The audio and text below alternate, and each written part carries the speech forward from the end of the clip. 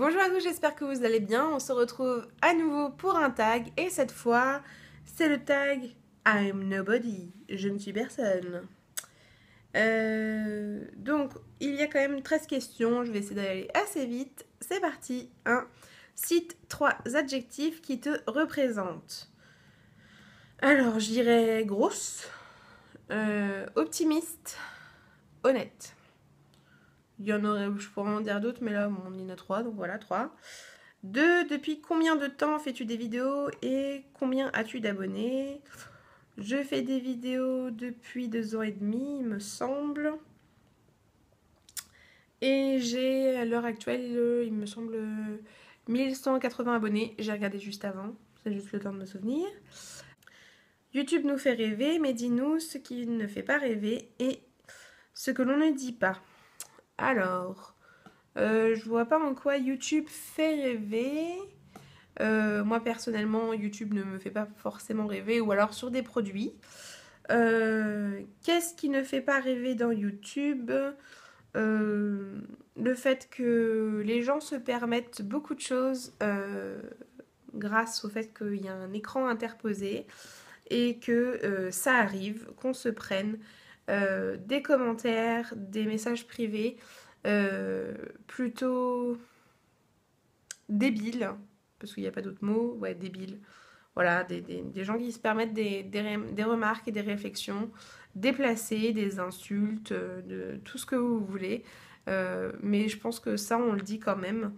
Je pense pas être assez grande, enfin, dans les youtubeuses ou quoi, pour vous dire qu'il y a un truc qui fait pas rêver. Enfin, je pense que YouTube ne fait pas forcément rêver, à part sur les produits, etc. Mais faut se dire que voilà, c'est juste un moyen d'avoir des informations, de pouvoir communiquer avec des gens et partager beaucoup de choses. Donc, qu'est-ce qu'on ne dit pas? J'en sais rien. 4. Tu penses qu'on peut commencer les vidéos à quel âge et pourquoi? Je pense qu'on peut commencer les vidéos à partir de 14 ans. Parce que je pense qu'à 14 ans, voilà, on est une adolescente ou un adolescent, qu'on commence à bien cerner les limites et que suivant sa maturité, on peut savoir si on est prêt ou pas à le faire. Certaines personnes de 14 ans pourront très bien se lancer là-dedans et d'autres non. Mais je pense qu'à partir de 14 ans, c'est quelque chose qui est... je pense que voilà, pour moi, à partir de 14 ans, voilà, ça me choque pas, ou voilà. Enfin, donc pour moi, on peut commencer les vidéos à 14 ans, parce que voilà, on n'est plus un enfant, on est loin d'être un adulte, mais voilà, je pense que dans l'adolescence, on commence justement à prendre ses décisions, et je pense que oui, on peut commencer des vidéos à cet âge-là. Après, ça dépend quel type de vidéo. 5. Prends-tu soin de toi pour faire des vidéos, maquillage, vêtements, etc. Pas plus que pour la vie de tous les jours. C'est-à-dire que bah voilà, je me suis pas maquillée aujourd'hui parce que il fait chaud et que deuxièmement, je suis en train justement de récupérer un peu ma peau, donc j'ai de moins en moins de problèmes, donc j'évite de mettre du maquillage et que étant donné qu'il fait chaud, je transpire et donc j'ai pas du tout envie que mon maquillage coule ou quoi que ce soit.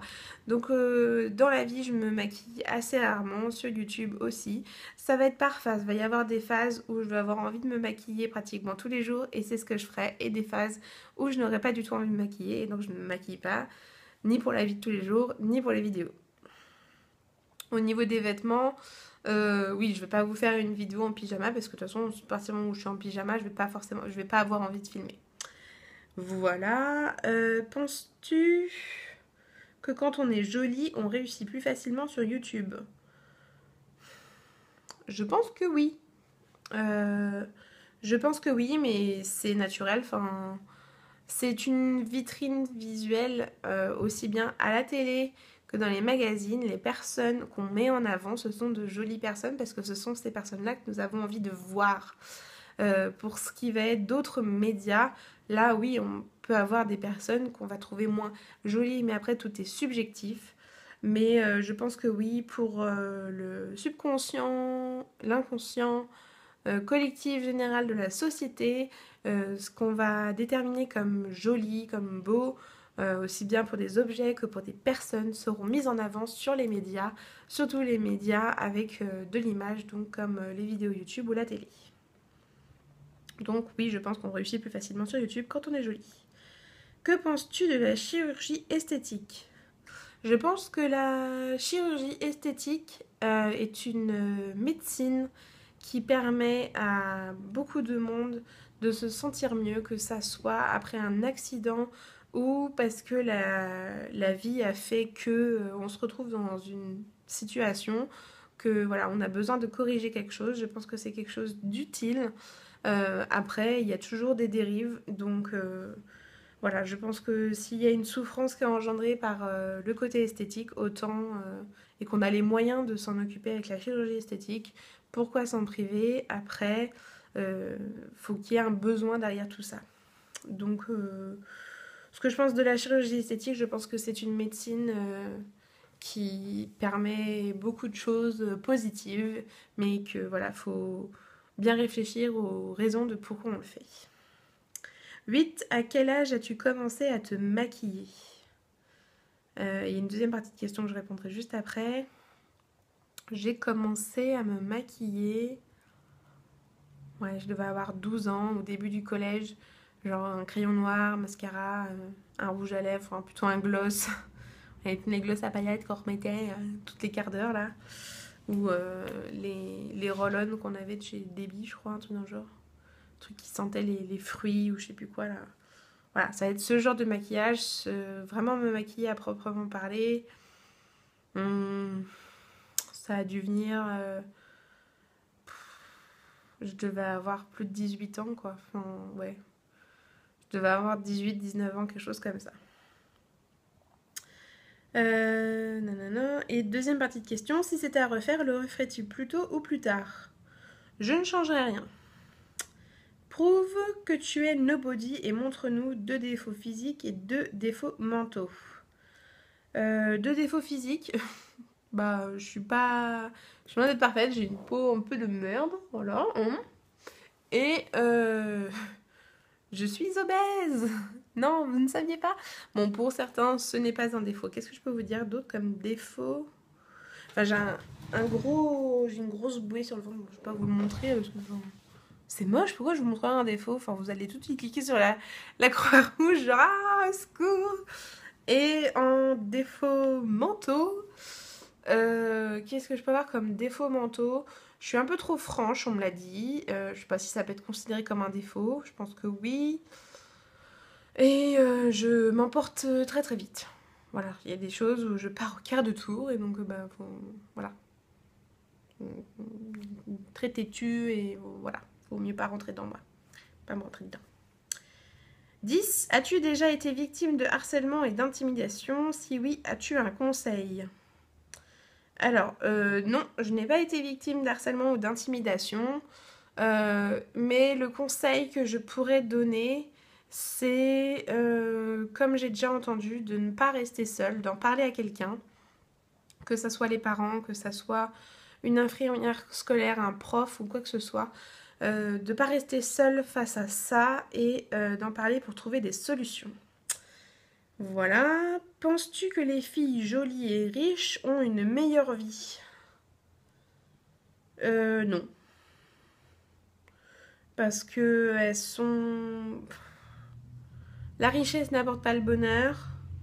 Et le fait d'être jolie, c'est subjectif, ça appartient à chacun.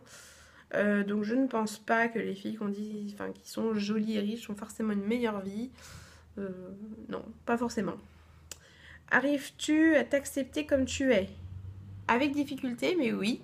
Voilà, ça a été un long processus, je vous assure. Mais oui, à l'heure actuelle, je m'accepte comme je suis, mais j'aimerais changer. C'est pour ça que vous allez trouver sur ma chaîne des vidéos assimiler régime, sport, etc. Parce que j'aimerais pouvoir changer certaines choses sur mon corps. Je m'accepte comme je suis à l'heure actuelle, mais j'aimerais bien m'améliorer. De toute façon, je pense que c'est toujours mieux de chercher à s'améliorer. Voilà. 13. Quel message souhaites-tu passer à tes jeunes abonnés ? Alors, je ne sais pas du tout si j'ai jeunes abonnés. Mais au cas où j'en ai, le message que je pourrais vous faire passer, c'est celui que j'essaie de faire passer dans chacune de mes vidéos. J'essaie toujours de finir par ça. J'y pense pas forcément toujours. C'est vraiment de profiter de la vie, d'être heureux, de profiter de ses proches, de leur dire qu'on les aime. Voilà, à partir du moment où cette chose-là est intégrée, je pense que le reste découle. À partir du moment où on fait tout pour être heureux, où on réfléchit à ce que ça veut dire être heureux, profiter de la vie, profiter des autres, leur dire qu'on les aime, profiter de l'amour, de tout ça, à partir du moment où on a compris ça et qu'on essaye de le mettre en application, le reste découle des choses et les choses ne peuvent que bien aller. Du moins, c'est ce que je pense. Voilà le message que je peux faire passer à mes jeunes abonnés, mais aussi à tous mes abonnés. Je vous fais à tous de gros bisous, je ne tag encore personne. Prenez soin de vous, prenez soin des gens autour de vous, soyez heureux, profitez de la vie, ciao!